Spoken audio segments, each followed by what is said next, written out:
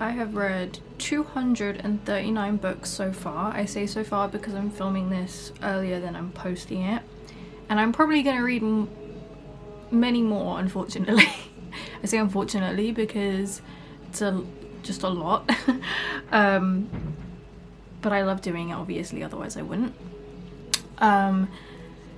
Until the 1st of January of 2026. And I saw this thing where someone said if the majority of the books that you're reading you rate low, then you, 1, either just don't like reading, or 2, don't know what you enjoy reading. And I fuck with that because I did some math and I have over 50 books of that 239 that are 5 stars, and then I had like, let's check actually, we can check the exact amount. Only 3 were 1 star, and then about 15 were 2 stars. I feel like that's so accurate for me, and obviously that means the rest are 3 and 4 stars. But I feel like those are like more common to like rate books, because not everything, even if it's like a genre you love, is going to be something you enjoy, right? But anyways, let's talk about the 5 stars of my 239 plus books I've read so far this year. In no particular order, however I will tell you which ones were my favorite. The first, actually no, this isn't in order, I just realized. It was in order of which I read first to most recent. First one was Yellowface by R.F. Kuang. Now R.F. Kuang comes up several times in this list, which means she's essentially become an auto by author for me, aka she comes out with something, I've bought it. I have Catabasis, I'm very excited to read it. I hope it will be another 5 star. And then the same happens with like when you have a 1 star and you're like, oh, this person is like on this bottom tier several times, I'm no longer gonna read them. I love that. I love that. Yeah, Yellowface was amazing. I completely understood the hype around it. And I've grown to love when I understand the hype around something, because it means that I like get it. I'm like, I get it. And then there are times obviously where you don't, but this was one of those times where I did. The Law of Attraction by Laura Carter. Again, she comes up several times. I actually got to meet her. We now follow each other, which is crazy. I love her. I have her books that are signed. Like she signed them for me in person. She's one of my, not just auto-buy authors, but one of my very few romance auto-buy authors. I love her. I think she's amazing. The Book of 𝙂𝙧𝙖 by Hector Garcia.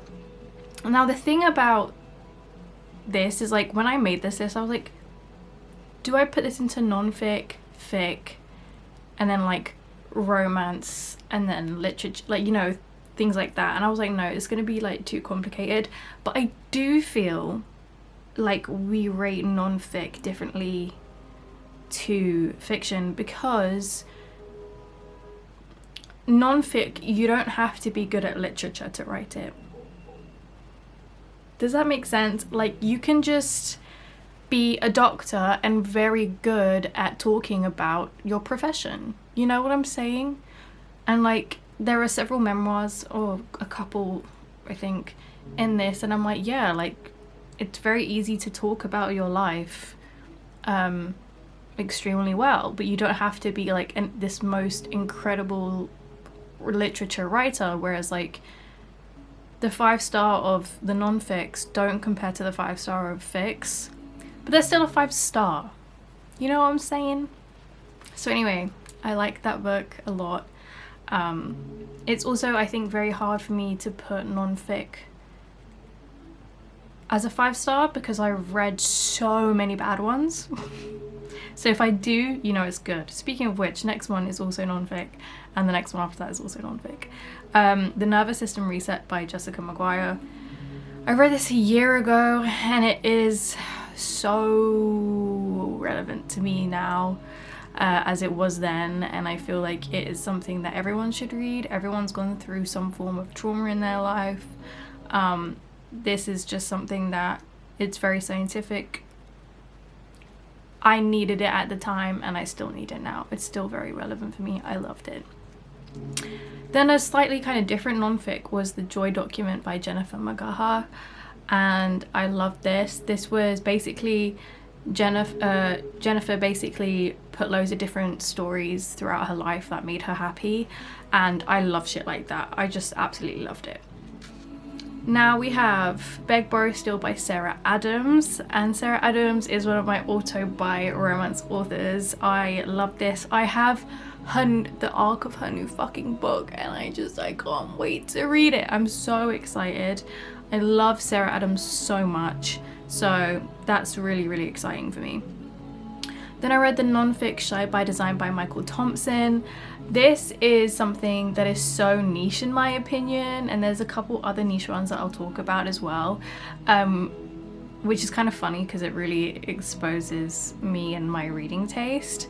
But Shy by Design is literally like about confidence and things like that, but I'm a very confident person, and so I thought this wasn't going to be relevant to me, but it was, and it was super interesting. And I love the psychology of the human, which is why I love things like true crime. So anything like this for me I love, and it was written very well. Then I read Parade, which I believe was a very short book by Hiromi Kawakami. So good, amazing, loved it. I also was definitely on a thing this year with like translated fic, short fic, like anything like that. I love it. I loved it. It was so fun.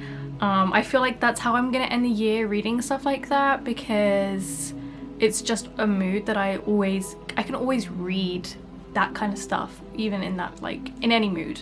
So yeah, highly recommend Parade. Very, very good. Similar short fic, not translated fic though, Foster by Claire Keegan.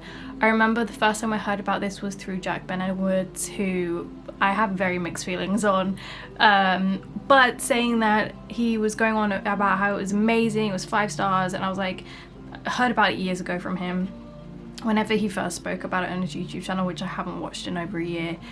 And I picked it up and I was like, oh shit, this is so good. I absolutely loved it.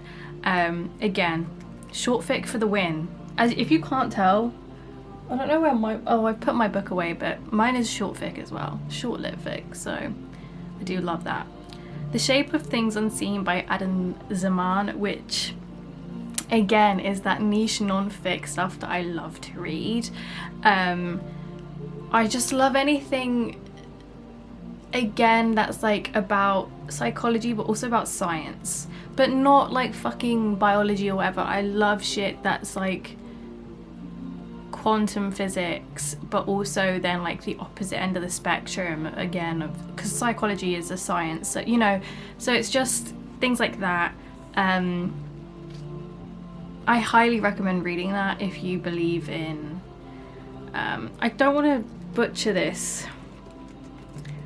Let me look up how he describes his own book. Yeah, if you... No, I still don't know how to describe this.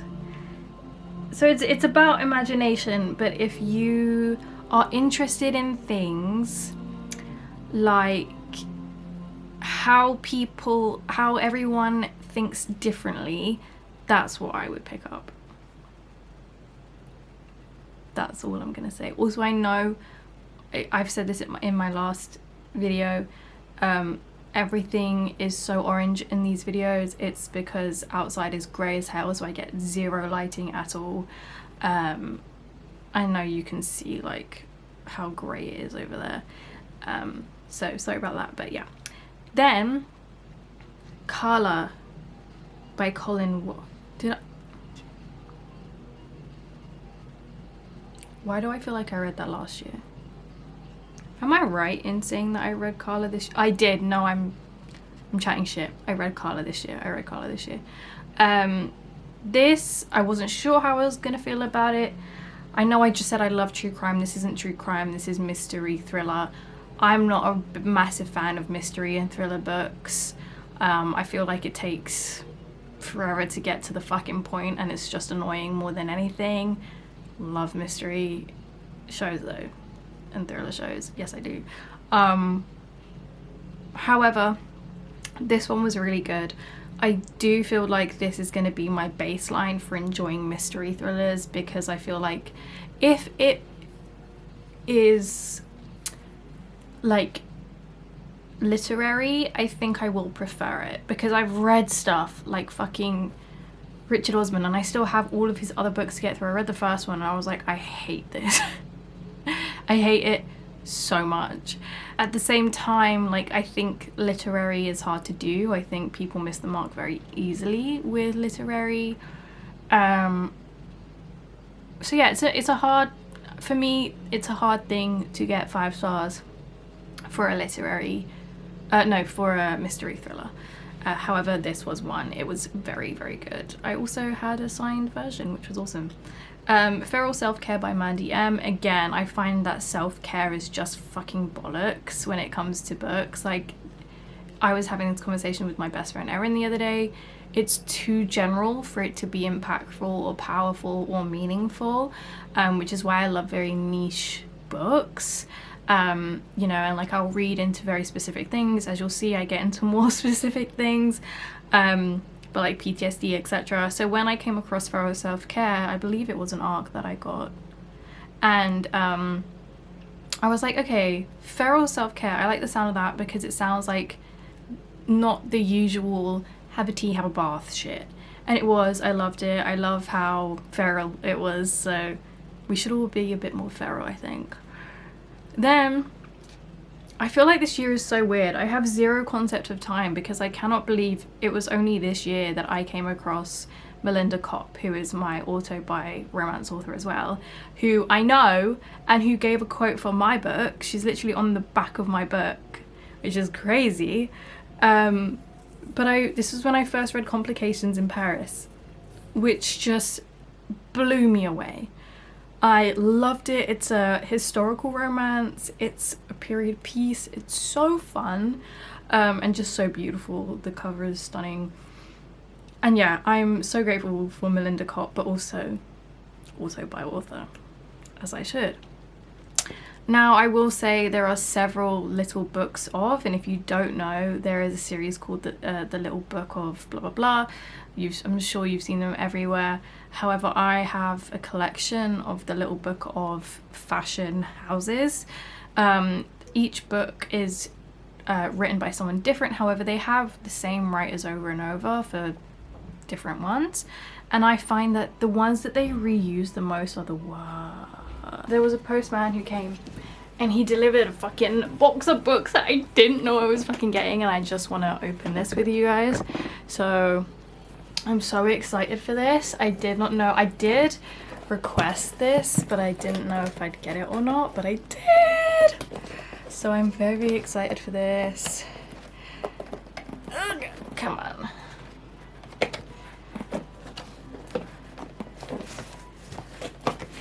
Oh my god, I want to show you like the stickers, but like I'll just show you that afterwards. Okay, don't mind me. Don't mind me. Don't mind me. Don't mind me. Hold on, let's turn this all the way up so you can see.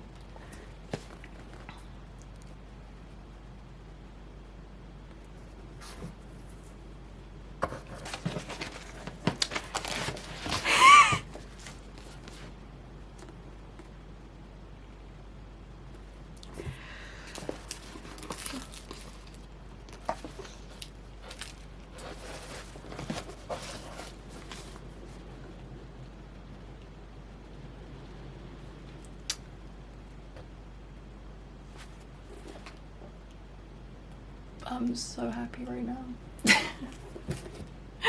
So it came with a bookmark, stickers. I fucking love stickers. These, which I never use. An orange pen? Is it orange writing? It is. Orange pen, orange pen, orange pen. Hello, where am I going? Just making sure I'm not missing anything. And then I think this is a keychain.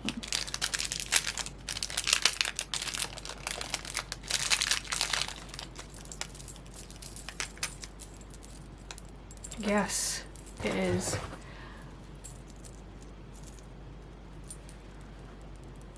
You can't see it really, but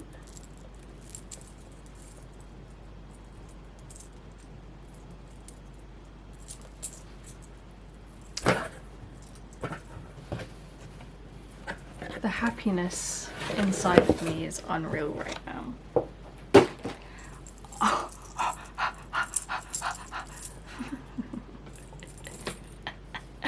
I'm so excited to read these!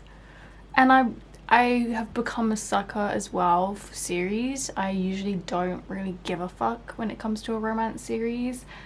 But I love this. I love this. I love this. I love this. So the Skyridge hotshots, they're all written by different authors. So this is Danielle Baker, who wrote Honor. Paisley Hope wrote Protect. I've met Paisley, she's great. And Fight by Sloane St. James. I feel like I'm gonna be in love with this one. One, Sloane St. James. And two, tattoos.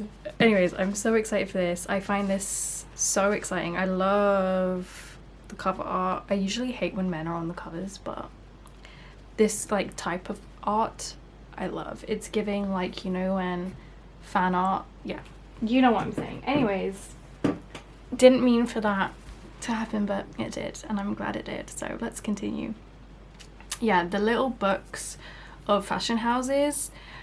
I put several here, and I just wanna, that's one. That's two. Okay, so we have the Little Book of Vivian by Glenys Johnson, the Little Book of Schiaparelli by Emma Baxter Wright, and the Little Book of Burberry by Darla Jane Gilroy, and the Little Book of Balenciaga by Emmanuel Direy. I think that's it. First thing I'm gonna say, fuck Balenciaga. Point blank period. Fuck them. These books have absolutely zero association with the actual fashion houses. It's just about the history of them. Two, I feel like those four obviously were my favorite of the lot. I've got literally like over 20 over there. So, but they also, in my opinion, the best fashion in terms of like when they began, and most of them were in like the 1920s onwards. I think they were the most beautiful. Also, I think several of these went into the women behind the fashion houses rather than the men. All of the ones about men are so bad.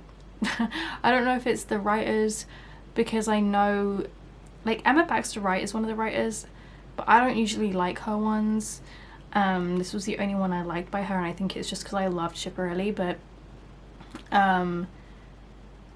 yeah, those were just like the best ones. I love them. I love learning about the history of these things. I love fashion. I love Vivienne Westwood so much. And I also think like fashion made by men for women is always awful. I stand by it. But anyways, yeah, those were four as well that were in here. But again, like that 5-star in comparison to like Carla is a very different type of 5-star. You get it. Next we have Breaking Trauma Bonds with Narcissists by Shahida Rabi. Very good, very specific, very relatable, very honest, very recommended.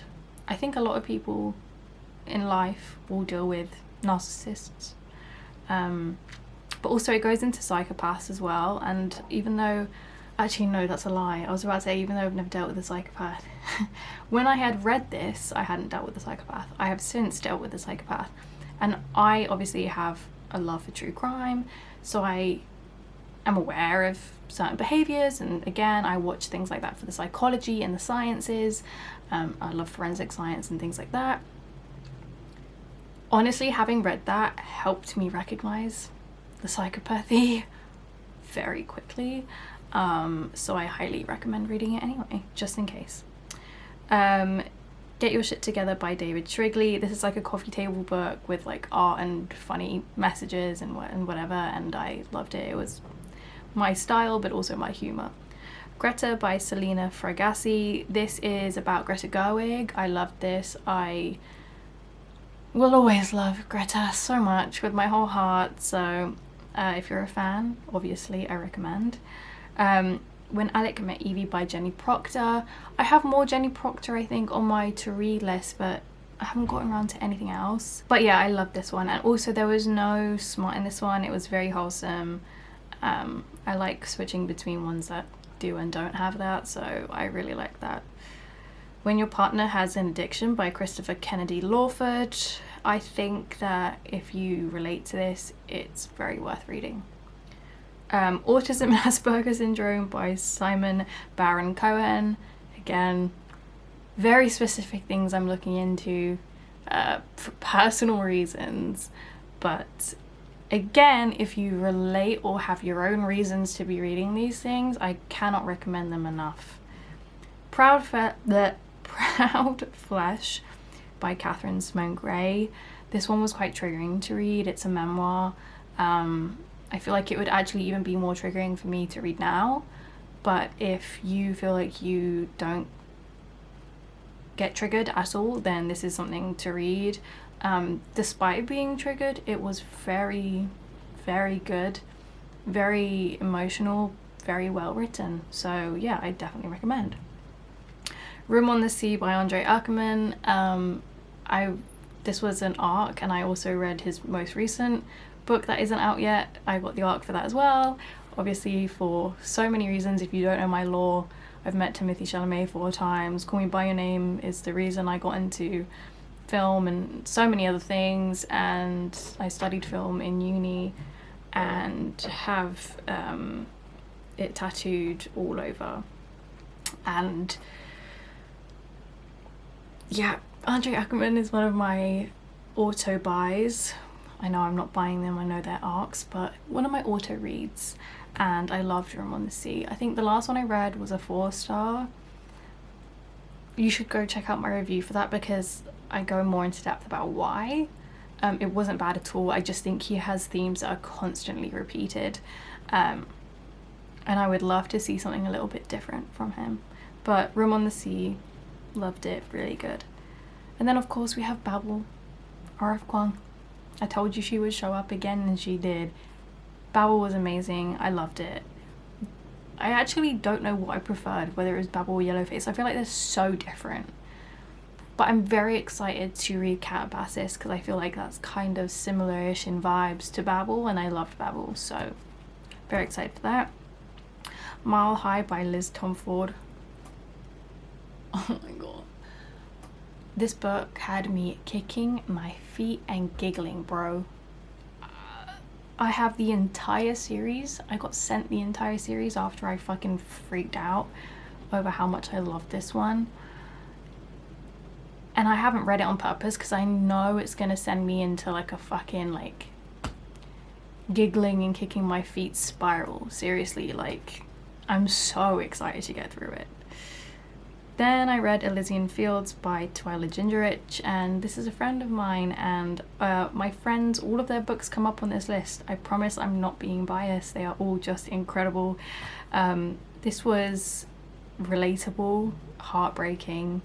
One of the first books I've read on mental health that was fiction, that was accurate, and actually the only thing it touched on, in the sense of like, mental health will be seeded into romances and literary fic and touched on here and there, but this was like about it, and it was so beautifully done. And Twyla is a self-published author, so please go and support her. It was just amazing.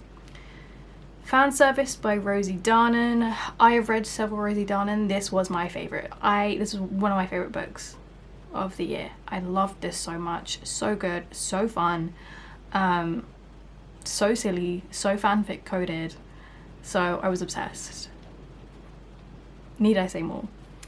The Bromance Book Club by Lisa K. Adams. I love this. This was so fun. I feel like we should be writing more books like this, just like more fun and quirky concepts rather than the same repeat shit that we have at the moment. Yeah, really sweet. Just really liked it. Catch a Falling Star by Laura Carter. I told you she would come up again, and she did. This was so Mia coded. I don't know how else to describe it. The Full Moon Coffee Shop by Mai Mochizuki. Loved this. This was so fun. Again, so Mia coded. Cats, coffee, translated fic. You got me. Gifted and Talented by Olivia Blake. Now, Olivia Blake, I read the 𝙁𝙧𝙧𝙀. I have another one of her in that series. I haven't read it yet. Didn't like the 𝙁𝙧𝙧𝙀. Gifted and Talented, one of the best books I read this year. Insane. So good. I loved every minute of it. Also was an arc. I mean, 90% of these are arcs, sorry guys. Bunny by Mona Award. I recently just finished We Love You Bunny, which was an arc as well, and didn't love that as much, but still very good. This one, however, was incredible. The original was incredible. It makes me want to read more of Mona, and in general, such an interesting, fun concept, and I think this really embodies the crazy lit fic female rage that we look for, and it's hard to come across, in my personal opinion. Then we have Everything Is Tuberculosis by John Green. John Green has been my favorite author since I was a kid, so the fact that he came out with another book, I was on top of the moon. I loved this. I loved everything. I also listened to the audiobook because I think both John and Hank Green, his brother, narrated it, and that was the perfect way to release an audiobook because I feel like that's the only way it could have been read. So I loved it. So good. Even if I don't, for me it's like I read a lot of niche things, especially when it comes to non-fic obviously, but I didn't have an interest per se in tuberculosis. However, I love John Green. He's an auto-buy, and having listened to it, I'm like, now I know all of these facts, and I love that because it's like just awesome to know stuff like that and to be able to talk about stuff like that. I love learning new things, and also in general, like, John Green's way of writing is just stunning and tragic, but stunning. This next book is very me. I again have no way to describe these except to say they are very Mia core. How to Kill a Rock Star by Tiffany de Bartolo. This is a romance. It's a literary romance, but it's not like these by any means, guys, so please do not read it if that's what you're expecting. I would say it's more along the lines of Andre Ackerman, even John Green in comparison. It's not book talky. I loved it. It broke my heart. I cried, and I relate to it heavily, so that's my review. Then I read Sour Cherry by Natalia Theodoridou, and this was my first book of the year by a Greek author. I'm Greek. I'm really trying to expand to reading more Greek authors. I have a book here, Raise Your Soul by Yanis Varoufakis, and I'm so excited to read this. Anything that is about, not just about, because this is about like Cyprus and the history and like also a memoir, but this was completely nothing to do with Greece or Cyprus.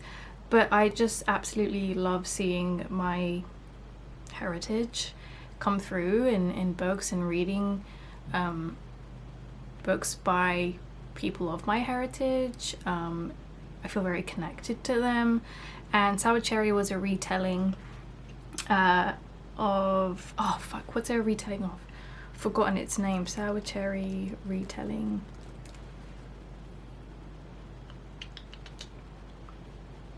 Bluebeard. I loved it so much. One of the best books I've read of the year. It was just incredible. Yeah, I have no other words. So good. Natalia Theodoridou is also, I believe, queer trans. Either queer trans or queer non-binary. But I believe queer trans writer, so again... And also I believe that they're from London, so again, I'm like, hello, queer London Greek gal, yeah. Give it to me, I'm gonna eat it up. And I did. Revolve by 𝙂𝙗𝙗. 𝙂𝙗𝙗 is one of my auto buys. Loved it. The Spirit Bears Its Teeth by Andrew Joseph White. I still have 2 books to read by Andrew Joseph White, and I am... It's like one of those, again, those books I'm putting off because I loved it so much. I just don't want these books to end. Like, not in the sense of a series, I just literally mean, like, I want to always have more there to read by this author. This completely shocked me. I didn't expect, 1, for it to be 5 stars, 2, to love it as much as I did. I think it is incredible. It's horror. I've really gotten into horror this year, which I didn't expect. But I'm finding that all of the horror I love and like I'm really drawn to is queer. It's also kind of fantasy sci-fi kind of. And then also kind of, again, period piece / historical. It's a mix, a blend of genres, and I love that. That's so me. I just adore it. You need to read this if you love queer horror. In general, so good. I cannot recommend it enough. It's just so fucking brilliant. This is again where my niche interests come into my reading, but Law and Order SVU Confidential by Neil Fisher. Oh, it's one of my favorite shows in the world. I love the lore behind Law and Order. I love everything about Law and Order. If you know me, you know this. So this for me was just amazing, and also I was so grateful to get an arc of this. I was like, oh my god, like, this is my favorite show in the world. Yeah, brilliant. If you love Law and Order SVU, this is a great book to read. Then I read Eyes on Gaza by what's wrong with me? 𝙃𝙚𝙧𝙖𝙧𝙗. Yeah, one of several you'll see now of the books on Gaza that I've read. One of the best, clearly. I do think the one that I last read was the best one ever. I'll go into that. I've spoken about it, I think, in like one of my last videos as well. I think anything about Gaza, about either the history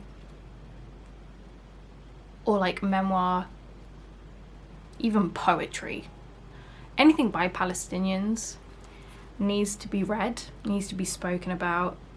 I think also this is one of the top tier ways to educate yourself, especially when it's like an eyewitness account. Someone who has actually experienced what it's like to be in Gaza at the moment.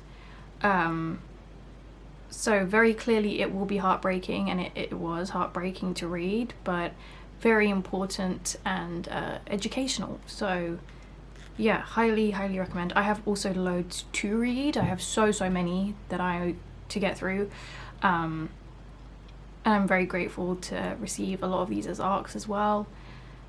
In general, it's very important for me to support Palestinian authors, artists, any people, right? So yeah, cannot recommend enough. Pave Your Way with Chronic Illness by Pippa Stacey. I am chronically disabled, so... Did you hear that? Holy shit. It's raining heavy out there, god damn. Yeah, I'm chronically disabled, so...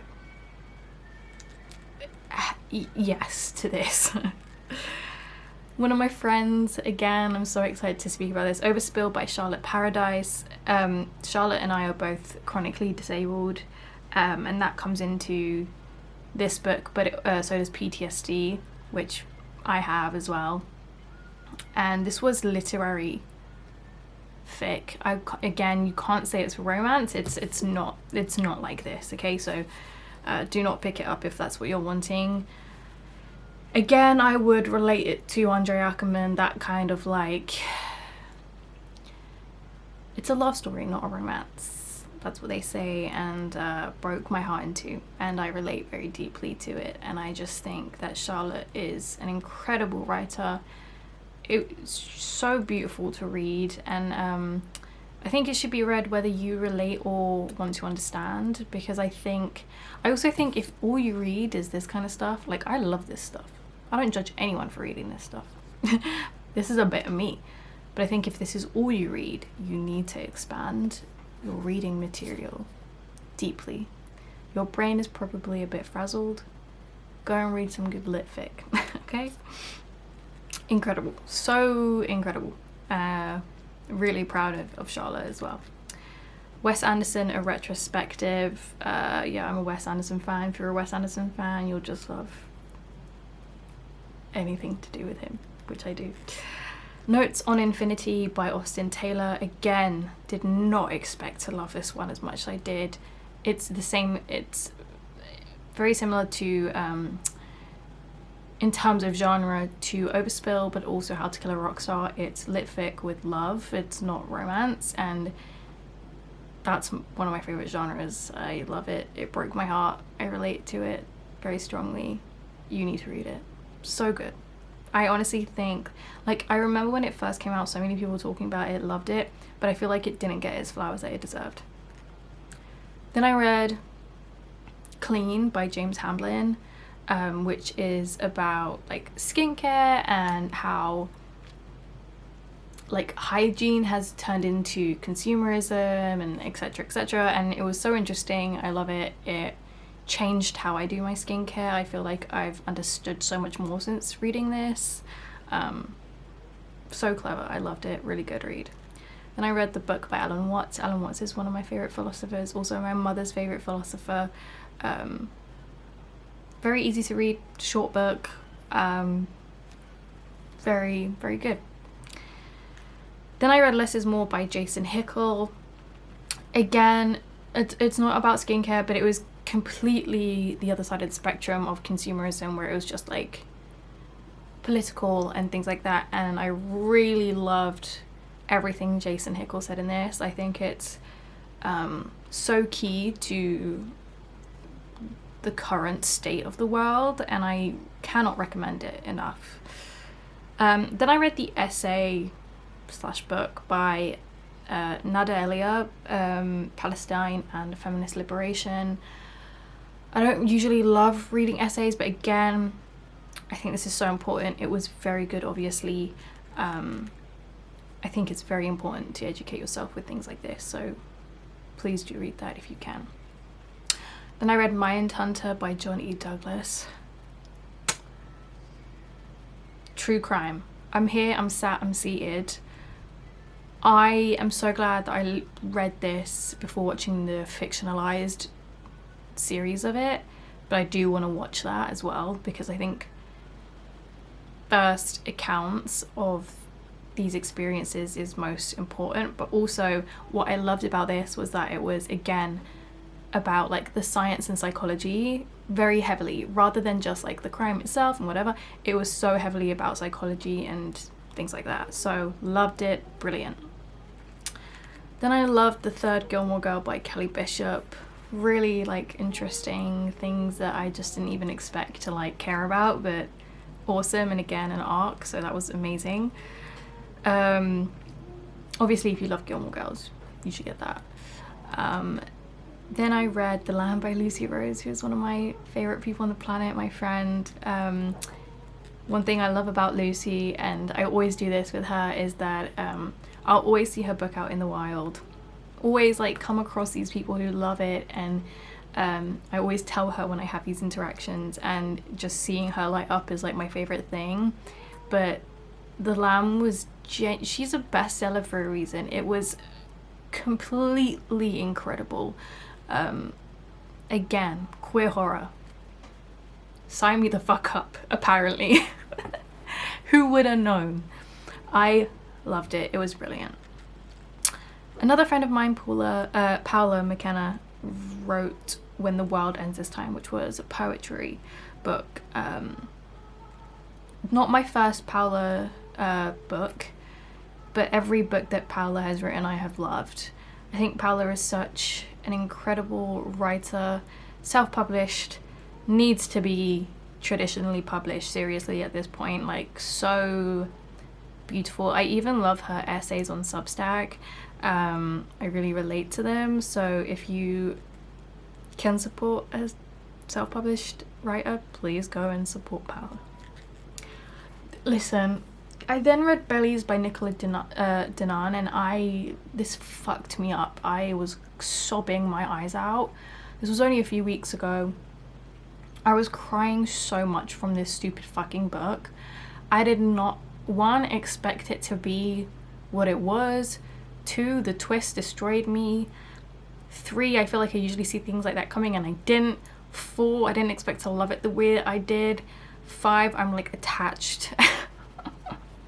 Again though, and maybe I should expect it because it's literally like lit fic but with love. Like, it's not romance, you know, and like clearly that's where I'm at, like loving it.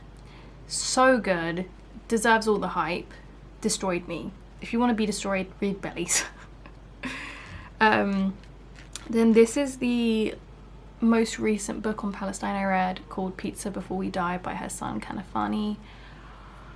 Whoa, is all I have to say. It was incredible. It's an eyewitness account, Palestinian who lives in Gaza, has obviously experienced everything going on there. It is heartbreaking, it is eye-opening. Even when you know that stuff, it's like still very eye-opening, which tells you everything you need to know. And I think it's just really important. I think just everyone needs to read it, to be honest. I am still the only person who has logged it on Fable in the whole world, and was the very first person, might still be the only person, let's check actually, who has rated it on Goodreads. I was sent the arc of it, which I'm so grateful for. But this truly was the best book I've read on it thus far. It's not heavy on history. It is, yeah, see, 2 ratings and both 5 stars. But I was the first one, but yeah. And only 1 person wants to read this. Oh no, 11 people want to read this. It's very short. It comes out next April 7th, and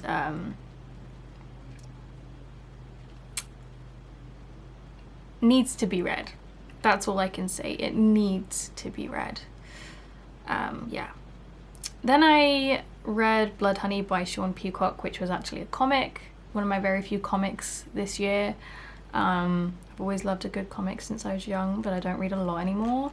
This one I loved. It was giving like original Riverdale vibes, which I loved when it originally came out. Yeah, I'm here for it. It was really cool. And finally, The Body Where I Was Born by Guadalupe Nettle. Guadalupe Nettle is an author I've read several times. This was my favorite, I think, but she's an incredible writer. I do think her books overall, in general, are quite, they're not going to be everybody's taste, but I really love this one. I think this one is, I believe it was a memoir. This one was her best, 100%. So strong, so beautiful, so sad and lovely at the same time. But yeah, highly recommend. Anyway, that is all the books that I have rated 5 stars so far this year. I'm about to go and film all the 1 and 2 stars because I don't have a lot that I read this year, so stick around, subscribe to watch that next week. If you enjoyed this, like this, let me know. I love you so much. I hope you have a good rest of your day. See you later. Bye.